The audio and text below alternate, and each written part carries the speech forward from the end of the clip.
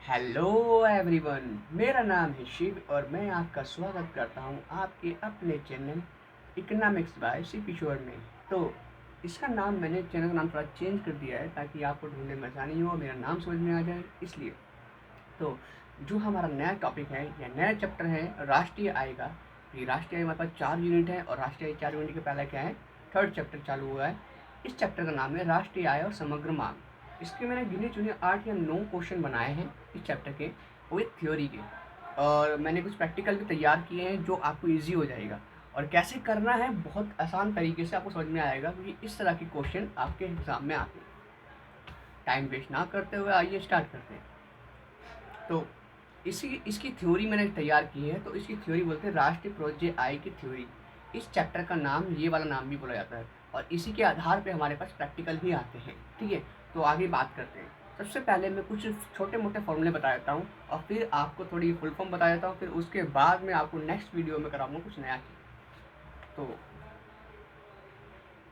देखिए, यहाँ पर सबसे पहले राष्ट्रीय प्रोजे आय निकालने के तरीके ही बहुत है जो आपके एग्जाम में है। एग्जाम्पल 1 से लेकर 15 वो सारे के सारे इसी आधार पर होंगे। ठीक है, और वो कैसे होंगे वो मैं आपको बाद में बताऊंगा। ठीक है, इसका मैंने एक पेज और तैयार किया है इसी के जैसा, मैं आपको दिखा देता हूँ।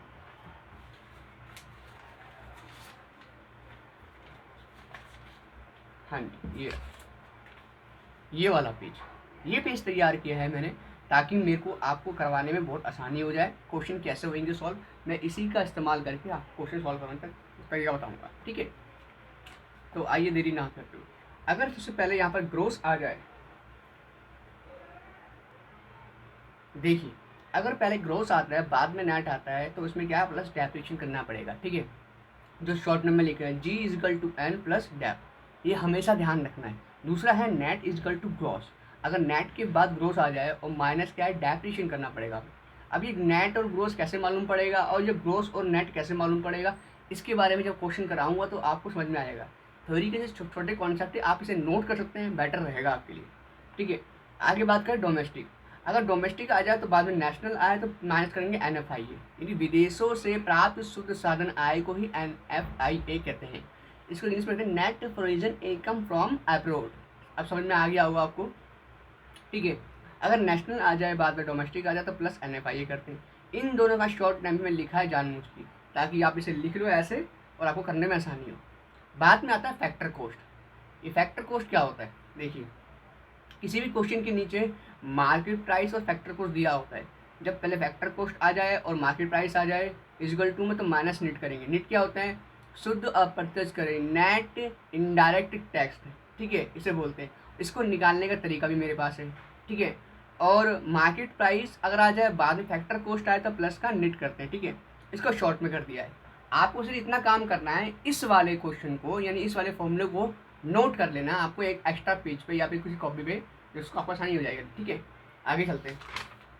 तो हमारे पास कुछ और भी क्वेश्चन है, जैसे कि जीडीपी टेम्पी, इसको बोलते क्या है, ग्रोस डोमेस्टिक प्रोडक्शन बोलते हैं एट द मार्केट प्राइस। देखो मैंने बताया था जीडीपी, ग्रोस डोमेस्टिक प्रोडक्शन, आपने देखा होगा यहाँ पे ये क्या है, ग्रोस डोमेस्टिक प्रोडक्शन। प्रोडक्शन का सीन है और नीचे क्या दे रखा है, एमपी। ये ध्यान दिया आपने, एमपी क्या है नीचे यहाँ पर, मार्केट प्राइस। ठीक है, ये मार्केट प्राइस, ये एमपी बोलते हैं। ठीक है, और ऐसे ही कन्वर्ट कर दिया जाता है। ठीक है, फुल फॉर्म समझ में आ गया आपको। इसको बोलते हैं बाजार कीमत पर सकल घरेलू उत्पाद। हिंदी में करने में बहुत आसान है, राष्ट्रीय आय, और सारे क्वेश्चन सॉल्व भी हो जाएंगे। ठीक है, आगे बढ़ते। देखो सूत्र, जीडीपी डैम्पी को निकालने का सूत्र व्यय विधि में दिया गया है, जो हमारे नेक्स्ट चैप्टर में है, वो चैप्टर 4 में, राष्ट्रीय चौथा चैप्टर है। ठीक है, इसके बाद डेल लिया, ये डायरेक्ट हमें दिया हुआ क्वेश्चन के अंदर ही। इसके बारे में हम अगले चैप्टर में पढ़ेंगे। ठीक है, नोट नंबर 5, सकल का मतलब होता है इसमें मूल्यह्रास डैप को शामिल किया गया है। सकल का मतलब क्या होता है, यानी डोमेस्टिक। सकल का मतलब क्या होता है, ग्रोस। इसमें क्या है, डेप्रिसिएशन को शामिल किया गया है।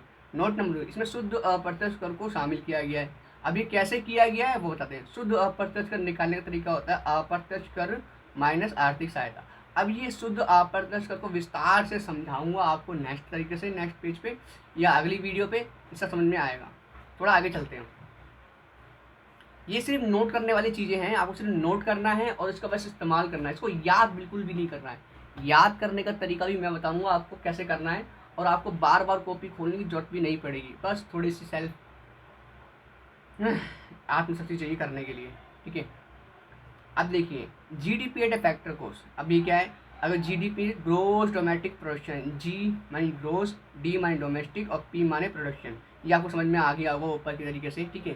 तो मैं आगे चलता हूँ। एट अ फैक्टर कॉस्ट में साधन लागत पर सकल घरेलू उत्पाद बोलते हैं। सूत्र क्या होता है, GDP at MP equal to GDP at MP दे रखा होगा बाद में, जो हमें निकालना है यहाँ देंगे, जो निकला हुआ यहाँ रखेंगे, फिर उसके बाद कर देंगे। अब ये माइनस यूनिट कैसे आया, इसको समझाता हूँ बाद में, क्योंकि इसी के लिए मैंने आपको एक पेज बनाने को दिया था, ये वाला पेज आपको ये पेज बना के रखना है, वो आपको काम आएगा। आगे चलते हैं। तीसरा है एनडीपीएट एमपी, बाजार कीमत पर शुद्ध घरेलू उत्पाद, इसे हम घरेलू आय भी बोलते हैं, ध्यान रखना। घरेलू आय एनडीपीएट एफसी भी होता है और एमपी भी होता है, लेकिन मोस्टली हम एमपी ही पकड़ते हैं, क्योंकि क्वेश्चन जब मैंने बुक खोली तो क्वेश्चन में जगह जगह एमपी भी दे रखा है, जगह जगह एफसी भी दे रखा है, दोनों ही घरेलू आय को समझाता सा रखा था। Net domestic production at market price, सूत्र क्या है, एनडीपीएट एमपी निकालना पड़ेगा, जीडीपीएट एमपी माइनस डैप। अब ये डैप कैसे आया वो समझाना बाकी है मेरे को, ठीक है। NDP at FC net domestic production at a factor cost, साधन लागत पर शुद्ध घरेलू उत्पाद, सूत्र क्या है, NDP at FC equal to GDP at MP minus net minus dep. अब ये दोनों ना माइनस हो गए, अब ये कैसे निकला इसमें, ये समझ में नहीं आया, ठीक है। अब वो समझाता हूँ आपको अच्छे से। आइए पहले पाँचवा कर लेते हैं। ये मैंने बना के तैयार रखा था, लेकिन पिछली वीडियो में ये बिल्कुल स्पॉइल हो गया था, तो अब मैं इसे दोबारा से बना रहा हूँ, ठीक है। अब क्या हमारे पास क्या है, G N P at market price दे रखा है, इसका फुल फॉर्म क्या है, gross national production at market price, ठीक है। इसे बोलते हैं हम बाजार कीमत पर सकल राष्ट्रीय उत्पाद, ठीक है। अब इसको निकालने का फॉर्मूला क्या होता है ये भी देख लेते हैं। सूत्र G N P at market price is equal to दे रखा होगा हमारे पास G D P at M P, ये हमें क्वेश्चन में दे रखा होगा, इसमें क्या प्लस कर देंगे एन एफ आई ए, फिर क्या कर देंगे हम, बस इतना ही करना है, एन एफ आई ए करना है, ठीक है, और कुछ नहीं। अगला चलते हैं हम छठे पे, इसी पेज पे हो जाएगा। छठा है G N P at factor cost, ऊपर वाला क्या था हमारे पास, मार्केट प्राइस था, ये फैक्टर कॉस्ट है, इसको हम बोलते हैं ग्रोस नेशनल प्रोडक्शन, ठीक है। इसको बोलेंगे एट फैक्टर कॉस्ट।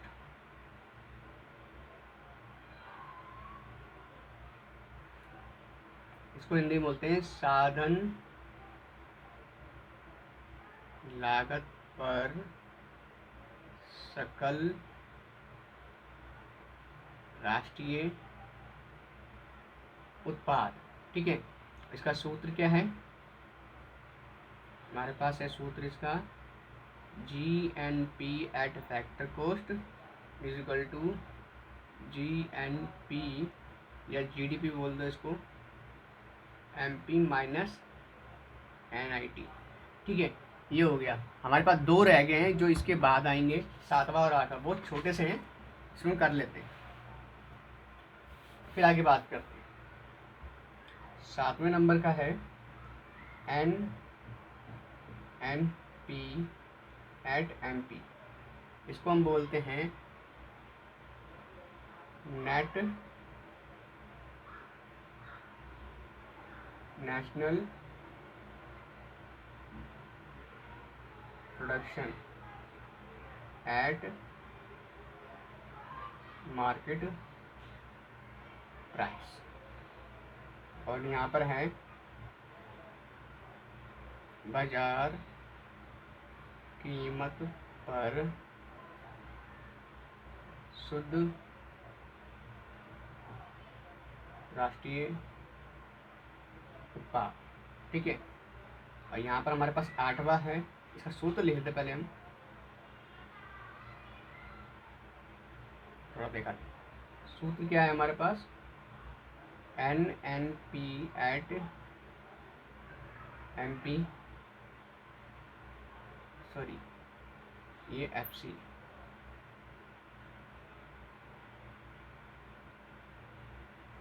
ये FC है, और ये क्या है, GNP at MP minus NIT, ठीक है।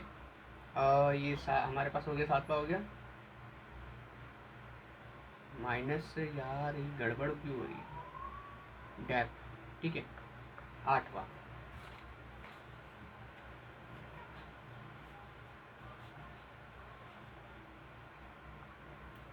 हमारे पास NNP at FC, ठीक है। इसको हम क्या कहते हैं, net national production eight factor cost, ठीक है। अब इसको हम या बोल सकते हैं या राष्ट्रीय आय, बिल्कुल बिल्कुल, इसी को ही हम बोलते हैं शॉर्ट नेम में राष्ट्रीय आय, NNP at फैक्टर कॉस्ट, ये वाला इंपॉर्टेंट है। ये 3rd चैप्टर में इंपॉर्टेंट है, 4th चैप्टर में बहुत ज़्यादा इंपॉर्टेंट यही है, इसे हम राष्ट्रीय आय भी कहते हैं इस नाम को, ठीक है। अगर NNP at फैक्टर कॉस्ट कभी 1 नंबर पूछ लिया जाता है कि NNP at फैक्टर कॉस्ट को हिंदी में क्या कहते हैं, इसका फुल फॉर्म क्या है, इसको हमसे बोलते हैं नेशनल इनकम, इसे हिंदी बोलते हैं राष्ट्रीय आय, बस इतना, और क्या फ्री के नंबर मिल जाते हैं। और हमारे पास है साधन लागत पर शुद्ध राष्ट्रीय उत्पाद, ठीक है, ये हो गया। और हमारे पास क्या है, सूत्र है इसका, NNP at फैक्टर कॉस्ट निकालने का है, GNP हमें दे रखा होगा, ठीक है। और इसमें NIT माइनस कर देंगे, प्लस इसमें क्या है, नेट भी डैप भी माइनस कर देंगे। ये है हमारे पास गिनती की, हमारे पास 8 ही ऐसी चीज़ें थी जिसके बारे में फॉर्मूले थे छोटे छोटे, ये चीज़ नॉर्मल, इसका नोट करना खाली बस आपको, ज़्यादा कुछ है नहीं इसके अंदर बस। तो मैं आपको इसके बारे में आपको नोट कर लेना है और नेक्स्ट वीडियो में वेट करना है, क्योंकि अगर मैं सारी चीज़ें इसी वीडियो में करवाऊँगा तो वीडियो बहुत लंबी हो जाएगी, तो मज़ा भी नहीं आएगा, ठीक है। तो नेक्स्ट वीडियो में आपको मैं NFIA और NIT के बारे में विस्तार समझाता हूँ, वो होता क्या एक्चुअल में, और उसमें क्या क्या शामिल होता है, क्या क्या नहीं शामिल होता है, समझने के लिए बस। तो मैं आपसे विदा लेता हूँ, मिलता हूँ आपसे नेक्स्ट वीडियो में।